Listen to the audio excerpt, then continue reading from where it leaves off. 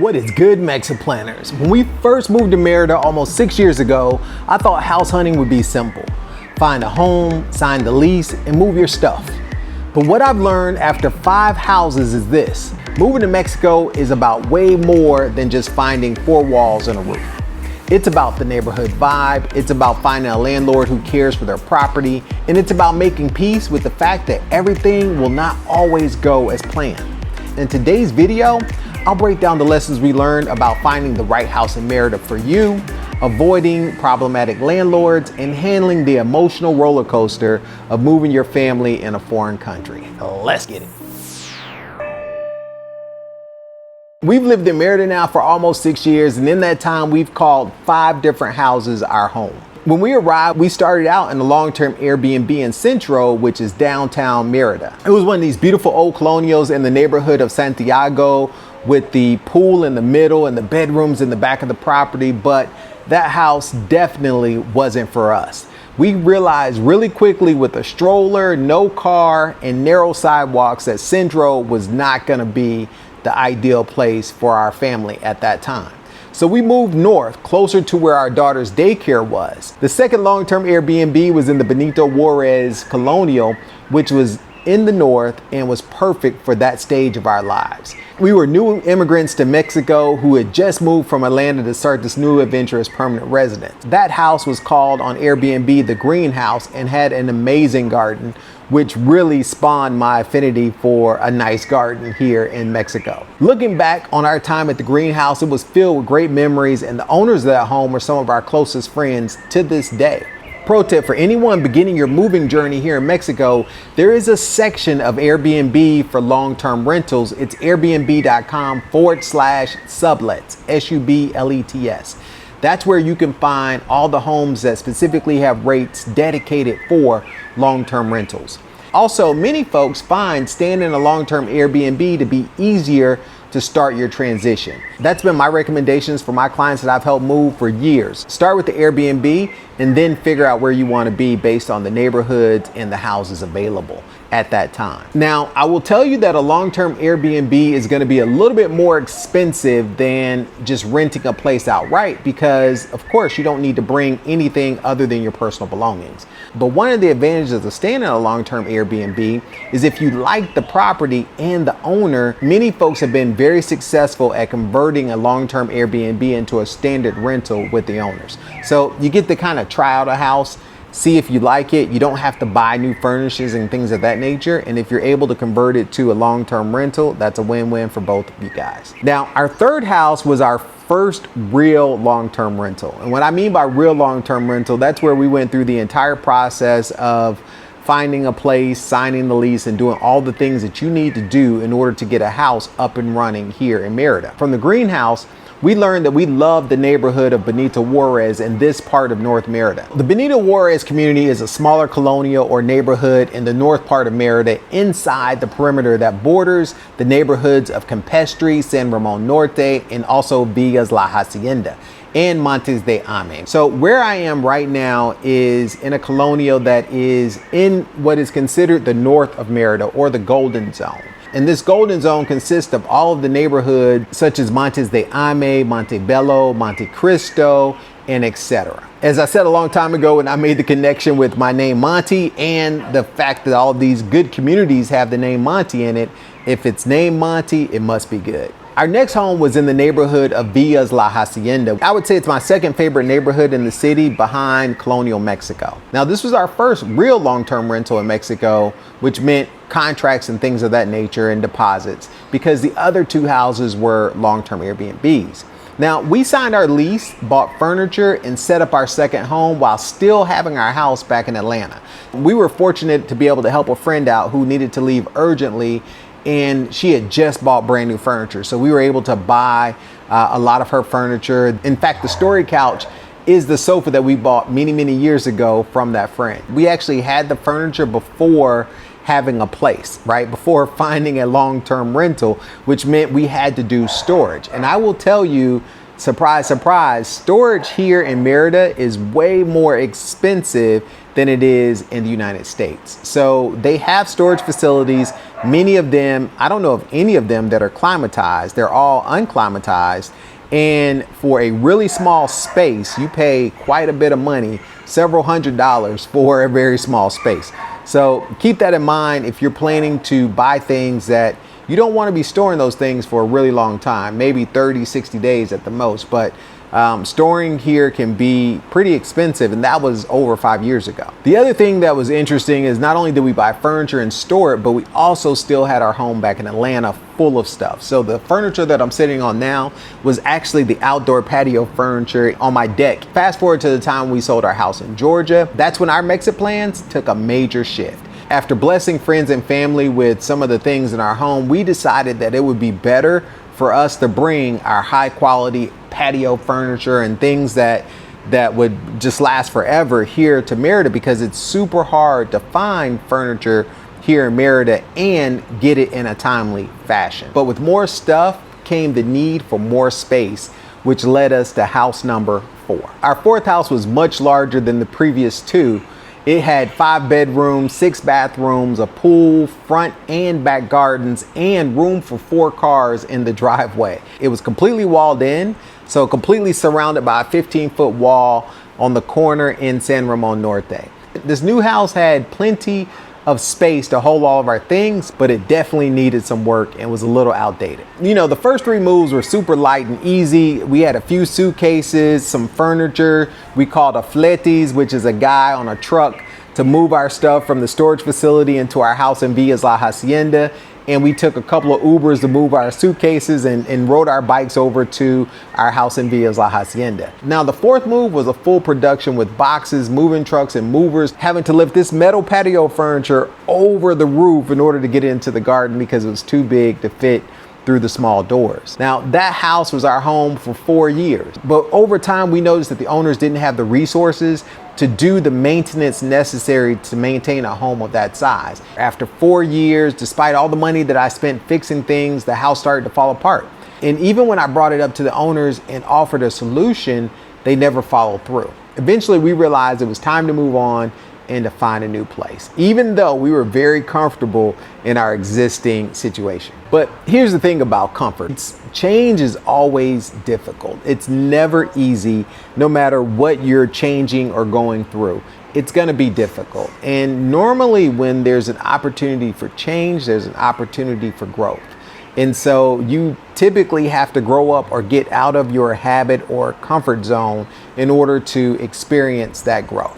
And I don't know why I'm saying this on this video about moving, but I've experienced a lot of growth in the last few weeks because this change has been fairly difficult. It's changed my routine, which forced me to not be able to create and make as many videos for you guys as I would love to. But I'm here to tell you that change is difficult, but the other side is so much sweeter. So stay with me. If you made it this far, stay with me. Here we are, mid-May, looking at making a significant change by the end of June, which is when the end of our 4-year lease is up. So in our house in San Ramon Norte, we originally did a 2-year lease. We then renewed it for another 2 years. I actually wanted to do 3 to 4 years on that second renewal, but the owners were unsure if they were going to sell the house or keep the house or whatever. And you know, that also contributed to us deciding that it was time to go, because just the uncertainty of where we're going to be in 2 years or 3 years or whatever, I didn't want to deal with that anymore. So we started to look for a house. Finding a house in Mexico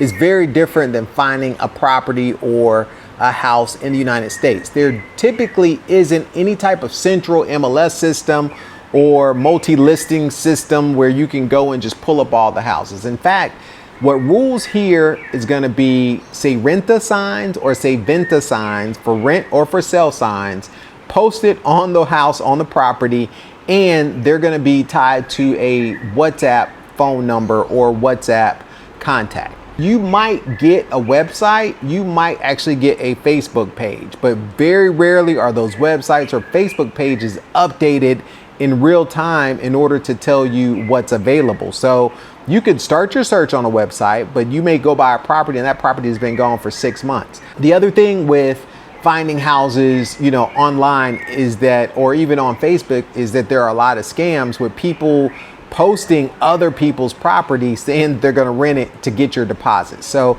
you have to be really careful. And I recommend the absolute best way to find a home here in Mexico is to walk or drive the neighborhood that you like. Forget about the websites. As I said, they're rarely used, and WhatsApp the number that you see posted on the Se Renta signs. That's the best way to get the details about what's going on with that property and to get the person who's responsible for showing that property immediately. That's what we did. So the last couple of houses, that's the way we found them. We've called Se Renta signs, we've WhatsApp, found out the details, and scheduled appointments to go see the houses. Typically, whenever I've reached out via WhatsApp, I get a response the same day, or I get people asking me, when do I want to come see it? You know, pretty much the same day or the next day. So it is the fastest way to see properties. And because you can use ChatGPT or whatever to help you communicate, it's an easy way to get the details without having to invest all the time actually looking at properties. It's very different here. People will show you a house that is in complete disrepair, with cockroaches everywhere. They'll also show you properties that have all of their stuff, all of like literally their personal stuff just laying around the house. So it's very different, and you kind of have to use your imagination. But the best thing you can do is walk or drive the neighborhood you're interested in at multiple times throughout the day and night and decide, you know, if there are any houses, and look for any Se Renta or Se Venta signs in that neighborhood. And the other thing that I do, even when I'm just walking for exercise or running, if I pass a house that is of interest, I'll take a picture of the Se Renta signs. And I've been doing this game for a number of years. Actually, for almost the last 6 years, I've been doing this process. And what it's done is given me some insight into what the rental prices are for a particular house based on the number of bedrooms and things of that nature. So I've kind of built my own database, particularly in the area that I live in, because I love this area and I knew I would want to stay in this area if we'd eventually decide to move. Now, once you found a home, this next tip is the most important, and you've heard me say this in many other videos. You can fall in love with the house, but if the landlord doesn't care about their property, your experience will suffer. Here's proof. So we've had, 3 different long-term rentals that were formerly through the process here in Yucatan with a notary and all of those things. If you want to know more about what it's like to sign a lease, check out the video that I did previous to this a few months ago when I signed the lease here. I made a new video. In our house in Villas La Hacienda, the landlord was super cool about the entire process. The owner of the house, she told me at the closing, at the lease signing, that if we, for whatever reason, need to leave the house early or something happens and we can't fulfill the 2-year term of our lease, just let her know within 30 days. And sure enough, that's what happened. We had to get a bigger space because we changed our plans and decided to move more of our things here to Mexico. So that was, that was a big blessing, and we maintain a really good professional relationship to this day because there was no drama associated with that. We did everything that she asked. We cleaned up the property. We left the house in immaculate state. In fact, she even bought AC units that we had installed at the house because they were the newer, more modern units. And she gave that house, I believe, to her son as a wedding present. So it is, that was just a really good situation that worked out really well. That was our first long-term rental and our first official landlord, if you will, without, Airbnb or what have you. In this new house that we're in, the owner had already started making repairs before we ever signed a lease, which is extremely rare here in Yucatan. Many times the repairs and the cleanup or just the maintenance of a property that's been vacant is neglected until a new tenant is found and the security deposits are placed. That was not the case here. And in fact, the day we came to look at the house, there were many things that just cosmetic issues that I saw that I didn't even mention because I was more worried about the structure and the pressurization system and looking at the paint on the wall, if there are any water damages and all the things you need to check for when looking for a property. But I was more concerned with those things, and the real estate agent pointed out that the owner had already planned to repair the front door, which it faces the east, and the sun rises on the east and bakes the wood of the door, which dries it out, which causes cracks and things of that nature. He was already having someone come out the next day to fix and replace all of that stuff. And sure enough, because I live in the same neighborhood, as I walked and drove up and down the street, over the course of the next couple of days, there was work. I could see work being done at the house. There were trucks, there were, things being put outside on the sidewalk. There was actual work being done to the front door. All of the things that they said would occurred in the time frame that they said it would occur. And this is before we even committed to, paying any deposits or anything like that. So that was that was our third landlord. On the flip side of that is our last landlord situation, which really didn't invest in their property. If you see a property that's in disrepair and there's nothing being done prior, run away. And in fact, with this last house that we were in for 4 years, I had to write a letter at the beginning of that relationship, just laying it out like, hey, if you guys aren't willing to do, these basic things with the $5,000 that I've already given you, then I'm willing to walk away, because the term of the lease is way more than $5,000. And so that's how we started the relationship. I shouldn't have been surprised that that's kind of how it was going to end, because that's how it began. We needed a place that was big enough to hold all of our stuff, and that house satisfied that requirement. Making sure you find a landlord that actually cares for their property is the number one thing I would recommend when looking for a place here in Merida. You don't want to have to do all the maintenance. And in fact, I recommend that you put who's responsible for what in the lease agreement, which if you watch the previous video, you'll see me talk about that. So we found our new home in mid-May, and that's exactly when the rental market here in Merida starts to heat up, because the temperatures also heat up. So many Canadians and foreigners will leave Merida during that time because it's just too darn hot for most people. I've seen a number of signs go up on the same street, and around, just in the area, there are probably 3 to 4 more houses available now than there were in January and February of this year. A pro tip is, if you're looking for a house, come in April, May, because that's when, April, May, June, that's probably the peak of the opportunity to find a new home and rent before school starts. And on that note of school, you're going to want to find a house close to the school that your kids plan to attend if you have kids. That's one of the common mistakes I see people make, is that they will find a house and then look for a school secondary. But I think you want to do it the opposite way, because some of the schools that are available, if your kids don't speak Spanish, may be outside the periferico, or it might be a better fit for you to go to Madison or some other school, international business school. So finding a home close to the school is going to be really important, because there are no school buses and you are responsible for transportation to and from that school every day. We found our home in mid-May. Our lease on our previous home in San Ramon Norte ended in June. So we had about 45 days to pull off a move if we're going to do it. I hired the same moving company that moved us into our old house, and they did a great job for us 4 years ago. So I figured they'd deliver again. Oh my God, was I wrong. On move day, they showed up with 2 smaller trucks instead of the larger one that I had ordered and paid for, claiming that they needed a city permit in order to park on the street. Now, I'm not sure why they didn't tell me that they needed a permit prior to moving day and that I had paid deposits on weeks earlier.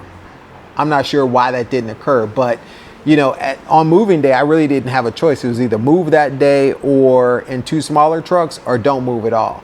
They also brought a crew of 4 guys with no hand trucks, 1 roll of plastic wrap for a 5-bedroom house. So I could see that this was going a little weird already from the onset. Now, they loaded the first 2 trucks, and when the guy texted me that morning about needing smaller trucks, he promised me it would be the same amount of space. And I told him, I'm fine with that as long as there's no additional cost to me. The agreement said that, when they load up the truck, you pay them half of the money. So I did that. So when the trucks were loaded, even though all of my things were not on it, I paid them half of the money. When they got to my new house and started unloading, I was to pay them the other half of the money that was due. So I did that as well. Once I paid that money, balance of what was the original contract, they told me that, there would be a 30% more charge for them to go back and get the rest of my things, which, definitely was a horrible situation to be in. The truck that we contracted originally was the same truck, same size of the truck that moved our stuff in 4 years ago, which is why I went with the company that I had previously used. Not to mention, we had far less things in that truck because we weren't moving any of the little things that we could move in our cars. We were only moving the big furniture from the old house in San Ramon Norte to our new house. And so that truck would have been sufficient. So I know for a fact that the size of the two smaller trucks did not equal the size of the big truck that we had ordered. And on top of that, they were asking me to pay more money. Now, I had to stay calm. I had to really pray and, not go off in a situation like that, because I've learned over the last 5.5 years, and I will definitely tell you this is the tip. Anytime that you confront people directly, they get very, very defensive here, and they almost seem offended, like you offended them. They're offended that you offended them, even though they were the original ones to lie or not follow through or do what they said they were going to do and cause injury, right? They're offended that you called them on their offense, which is crazy, but that is the culture here. And so because I needed to get my house moved, I definitely needed to reach out to someone that could give me some advice that had been here for more than 20 years. So I did. And he advised that I just simply put it back in their court and ask to try to negotiate the price down, right? To at least negotiate the price and get the move completed, which is exactly what I did, and it worked out. So my advice to you is don't be confrontational, if at all possible, and ask for help, in a situation like if that situation presents itself to you. But it didn't feel good to be in the middle of a move and being extorted for more money to complete the project that they originally quoted you that they were going to complete. So anyway, that was moving house. So we spent the rest of June clearing out the house, donating and selling things, and giving away what we could that we no longer needed. And all the way up until June 30th, we were making trips back and forth between the two homes, just trying to not bring things that we didn't need in the new house that wouldn't serve us, and as we brought stuff, to place it. So that was the goal, was to not go from one area of chaos where we're packing and trying to move things to a new area of where we just dropped it off. We wanted to place it and put it in a place here in the new house. And so we were able to do that over the course of the month of June, which it was a long and difficult month, but we got through it. So on June 30th, I had a few more things still in the house that we had planned to take to a donation center. But instead, I just put those things I set them outside of our wall on the sidewalk. I staged it all really nice and neat. And within 45 minutes, it was all gone. I was actually surprised about the speed of how fast things were picked up and taken by the neighbors or people that were passing by on the street. And that's one of the things I learned to appreciate about living in Mexico, is that if something still works, someone will find a use for it. And truthfully, all the stuff that we put out was home decor and was very useful. Like, it still had purpose and use. So whether they sold it or reused it or whatever, I'm glad it found a new home. And here we are in my new garden. I'm loving this outdoor space. I start my day with my coffee out here. I've watched a ton of movies and TV programs on my patio, on the television that I put out here. So it's really a renewed sense of energy. One of the things I will say about the new house is it's slightly smaller, but it is much brighter in terms of natural light, and a lot more peaceful, believe it or not, just with everything working as it should. And so my wife said it best: new house, new energy. And I definitely sense that just from our family. I feel like we're happier here in this new house. So it was definitely worth all of the changes and all the drama that we went through in June. The only thing left to close out this chapter of this move is getting back one of our deposits. So when we moved into the previous house, I paid 3 months of rent up front, right? So the first month rent, a security deposit, and a final deposit. In June, I did not pay rent because I had those 2 deposits still outstanding. So the last month rent and the security deposit. So I'm expecting to get back at least most of my deposit because we left that house in great shape. And so I'm expecting, we actually left it better than we got it, and from the outside all the way to the inside. So I'm expecting to get at least most of my deposit back. And that's the final thing with that to finalize all of this stuff. For now, we're planning in a place that feels good for our family, and it's a bit of a reset. If you're thinking about moving to Merida, drop me your questions in the comments below. If you want to learn how to protect yourself when signing a lease, check out this video over here. And until next time, MexitPlans Monty, I'm out.